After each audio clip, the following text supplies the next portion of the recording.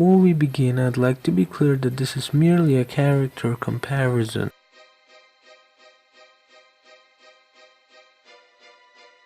Tracer versus the Scout.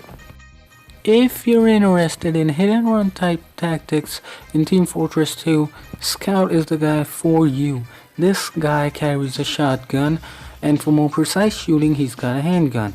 And for melee combat, he's got a baseball bat and a couple of baseballs to stun his enemies with. He can jump higher with his shotgun as well. Now, Tracer is kind of like the same thing except for the shotguns and, the jumping higher part. She manipulates time, and being the fastest character drew comparisons between herself and the Scout. But I've always been clear about that. The comparisons should have been between Tracer and Jack Joyce, this guy, because they can both manipulate time.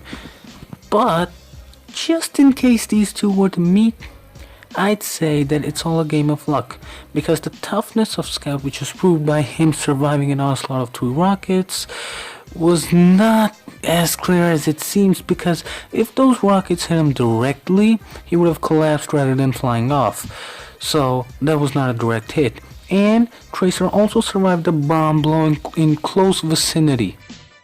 So the verdict? It's all about luck.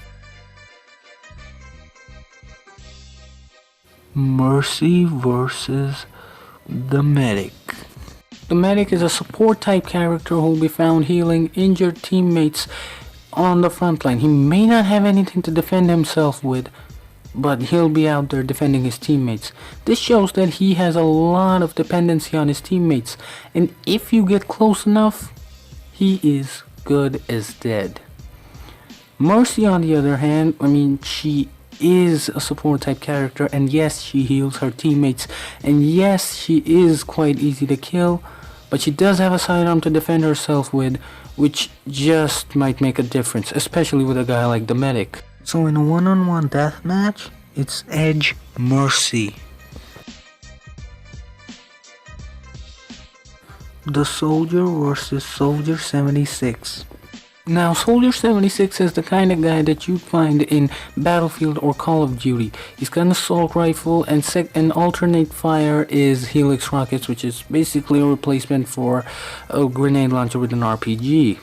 The Soldier is a versatile character with a vast arsenal, and he can jump off using his rocket launcher. So, he can basically fly off. In a one-on-one death battle, due to his wide arsenal, it's Edge the Soldier. Junkrat versus the Demo Man.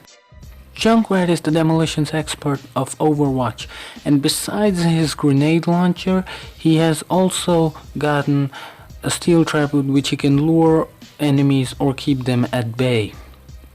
The Demo Man is Team Fortress 2's demolitions expert, and if people manage to get past his grenades and stuff, he is one of the best characters if you're in for melee combat. So that makes a whole lot of difference. In a one-on-one death battle, due to his melee skills, it's Edge the Demo Man.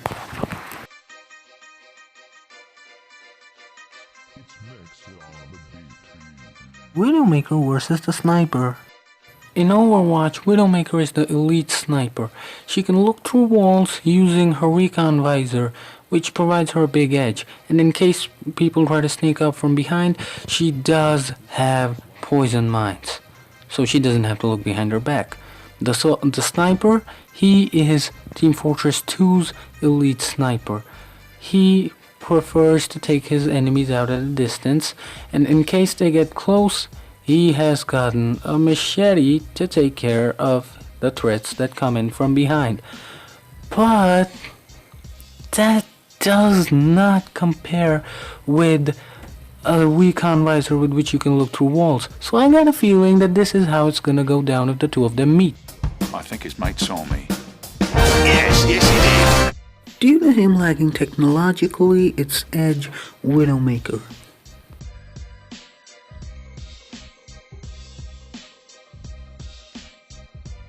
The Engineer versus Torbjorn. Torbjorn can construct turrets and give out armor, so he's the kind of guy who makes sure that nothing goes past him. That's kind of like the size of it. And the engineer, on the other hand, he is the same thing, but there is a difference. He can construct teleporters, so that gives him a very, very big edge over Torbjorn.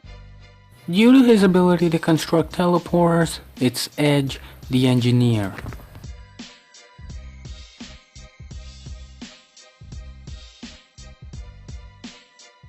Bastion versus the Heavy. Now Bastion is basically a walking minigun, but he's got several configurations. In configuration Sentry, he's a machine gun, recon, he's got an assault rifle, and so on. He's the kind of guy who makes sure that the objective does not go from where it is. He's got a lot of damage. The Heavy does kind of like the same thing, but he can also do a part support thing. He's got a sandwich with a Wii with which he can heal his own health, and he can give it to friendly units to heal them. But keep in mind that even enemy units could pick up a carelessly placed sandwich. So due to his many configurations, it's Edge Bastion. Now those were my comparisons. I'd like to know what you think in the comment section. There's a Google Plus poll because Overwatch as a whole versus Team Fortress 2 as a whole is a comparison on a completely different level. Keep in mind that there were not a lot of heroes and not a lot of characters. I forgot the Pyro and the Spy. I didn't forget them, they just didn't fit anywhere, and many other characters also did not take a place from Overwatch. Now, the link to the Google Plus poll is in the description. For now, this is Freeman Tracé signing out. But before y'all leave, I'd like you to like and subscribe, because a single like and a single share goes a long way. And on popular demand, I'll present my top 10 Robocraft bots next week, so stay tuned.